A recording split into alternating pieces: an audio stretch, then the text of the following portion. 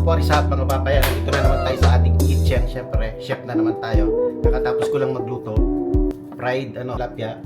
And ito meron tayong balatong. Day off ko pa rin. So second day off ko na ngayon.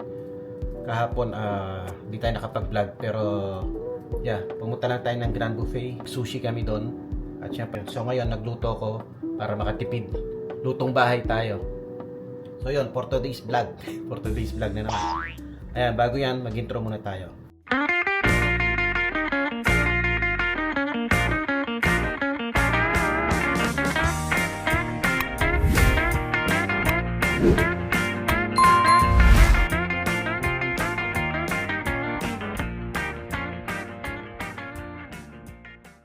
Sarap talaga ng lutong bahay mga pap. Parang gusto ko nang kumain. Tignan nyo naman oh. Ayun oh. Sinong di matatakam dyan mga pap. Umuusok-usok pa. Ayan, tapos meron tayong piniritong tilapia ang malalaki. Yun. And since day off natin ngayon mga pap. Tapos kahapon hindi ako nakapag-chill-chill. Kaya mag-chill-chill tayo mamayang gabi. Wow! Palamig tayo dito. Papalamig tayong dalawa. For the boys. For the boys lang mga paps. So yung mga for adult only. Ayan. Papalamig na tayo. Ayan lang yung ating libangan kapag stress sa work. Alam niyo naman CNA mga healthcare workers diyan. Ang work natin as a CNA ayan, mentally demanding, mentally stress, burnout. Kaya kapag days off natin, syempre pinipilit natin maging masaya mga paps. Kaya, ayan, mamaya mag-chill tayo. And, yan, tignan ko kung kakain na ako ngayon or hindi pa. Pero, yeah. Diyan lang kayo. And, please watch hanggang sa dulo mga paps. Alright? Kain tayo. Mga tana, mga paps. Wow! Sarap.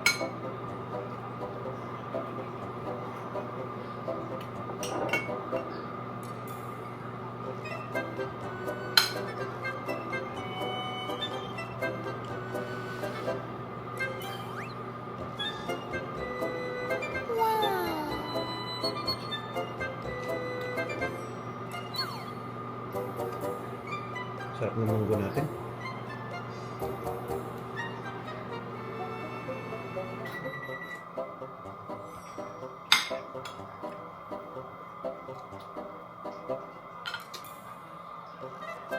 Wala tayong cooks. Tubig na lang muna para healthy.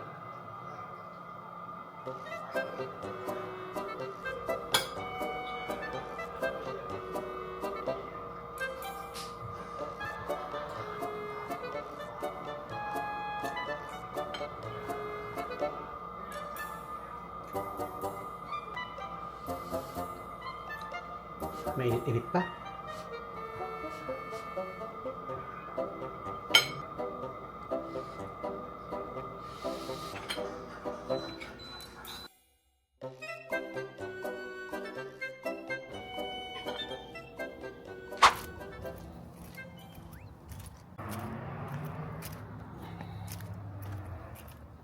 Ay, ang ganda ng kalawakan.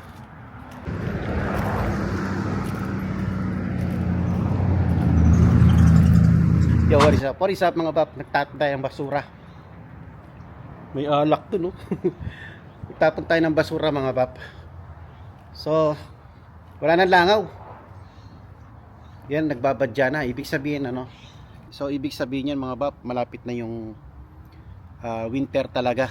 Hindi ko nga alam kung winter. Ay, hindi, fall pa lang. Hindi ko alam kung fall na. Kung kailan talaga mag-start yung fall. Pero malamig na kasi. So, ayan, nagtatago na yung mga langaw. Hindi ko alam kung bakit. Nakapagluto tayo, nakakain tayo ng hindi tayo nakikipag-away sa mga langaw. Anyways, ang dami ko nakain na balatong, munggo, mga paps.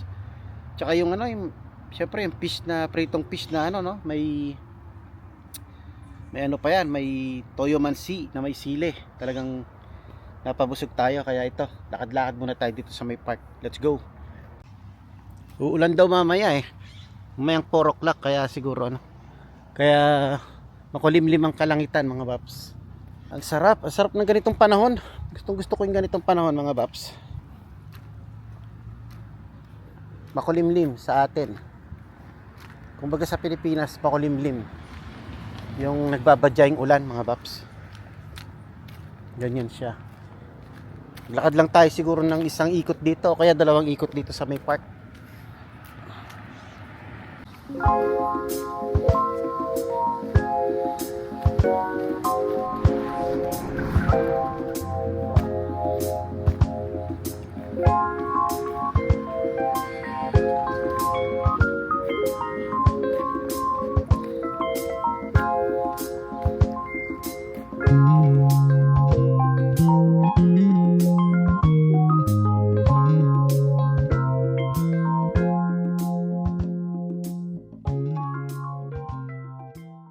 Hindi ko kasi alam mga Baps kung paano rito mag-barbecue, kung kailangan mo pa magpaalam o basta pupunta ka na lang dito. Siguro pwede naman mag-barbecue ka lang basta maglinis ka lang pagtapos mo. Kagaya nito, malinis siya.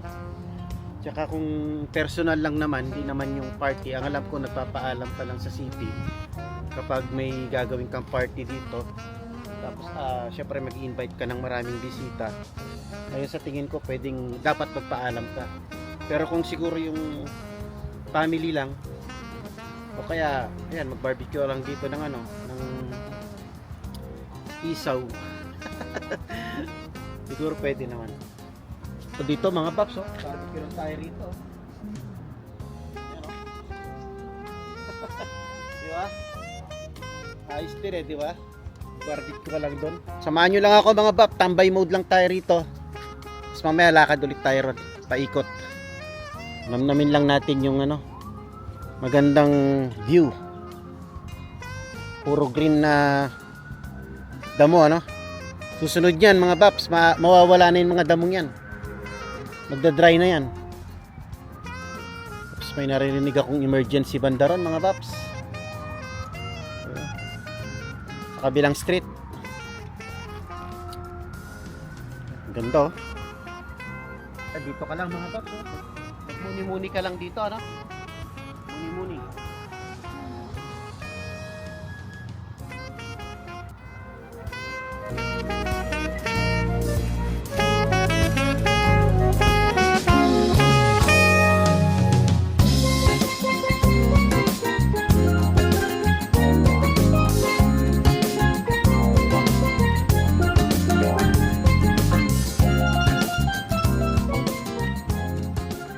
Yun mga Bap, ano bang gusto nyong pagkwentuhan natin habang nandito tayo sa may park? Tapos ang ganda ng background natin So pagkwentuhan natin yung yung 4 days off. Paano ba yung 4 days off? Masarap. Masarap na nakakainip. Nakakainip din mga Baps. Pero masarap siya lalo na sa ng work natin as healthcare, as CNA. Kasi ang CNA talaga mentally stressful kaya okay din yung 3 days lang yung pasok tapos mahaba yung mahaba yung days off na nakakapag-relax ka, nakakapag-unwind ka. Pero yung 4 days off may dumarating yung point na na dumarating yung inip sa akin mga Bab. Pero yun nga sabi ko maganda yung 4 days pero nakakainip din minsan pag wala kang ginagawa sa bahay lang.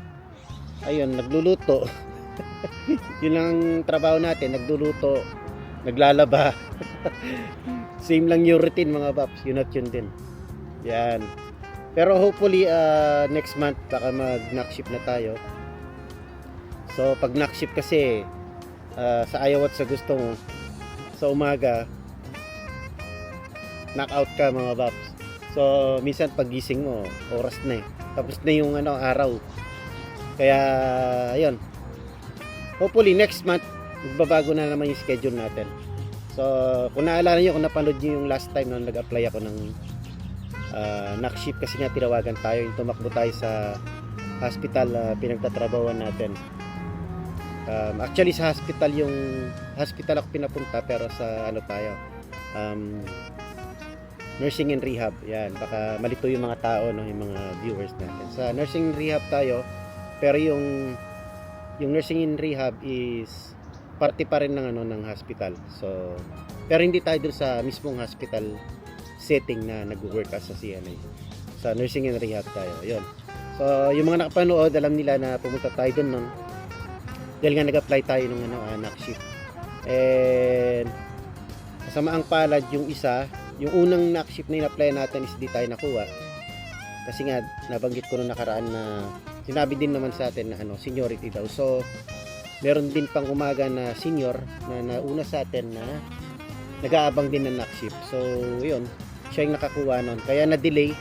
Pero ngayon, meron na naman bagong may bagong open na in-applyan din na naman natin ulit. And hopefully, makuha na natin yun. So, update ko kayo by next month siguro. Ano na ba ngayon? 13 na yata ngayon ng October, kalahati na ng October. So, ang alam ko, 2 weeks duty na lang ako 2 weeks na shift ko na lang ng PM. And, yun, magna-knock shift na tayo. So, yeah, abang-abang na lang mga paps. Panibagong na naman, adjustment sa mga kasama, panibagong oras.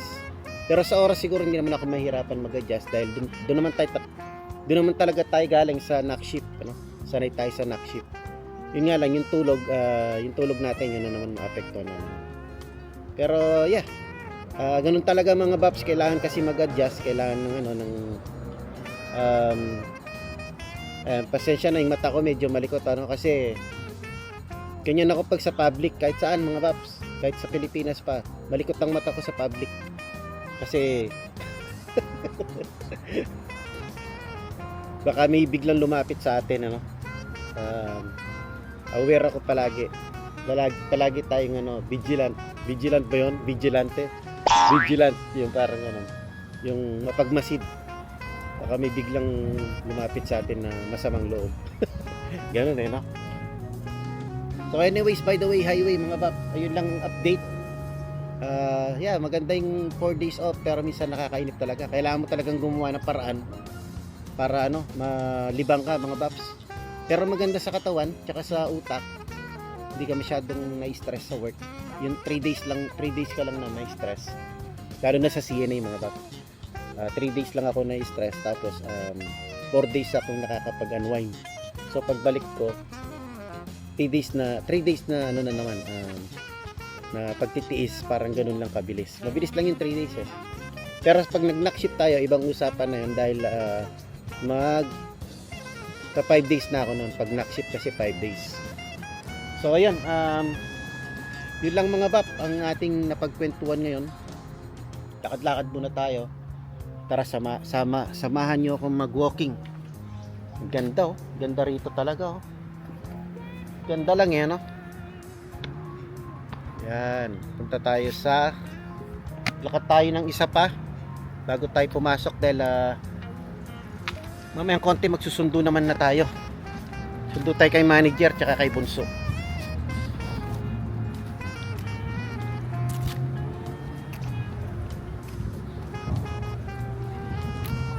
Ganda ng panahon mga babs, sarap. Ang sarap maglakad-lakad. Susunod pala niyan mga ilang araw or ilang linggo mga pap, yung mga dahon ng mga punong yan mag-iiba na yung kulay. Mas masarap maglakad-lakad noon mga pap, pang instagramable tsaka pang tiktok ba ng panahon mga paps. Presko. Woo! Ito yung bed weather daw, tinatawag nila na bed weather. Parang itong palagi nakahiga. Yung mga swing, meron doon mga swing. Ito mga pap, care home to. Ayan, nung naghahanap-hanap ako ng care home noon, tinignan ko sa Google, care home pala to. Kaso parang stay in yung mga caregiver nila dyan.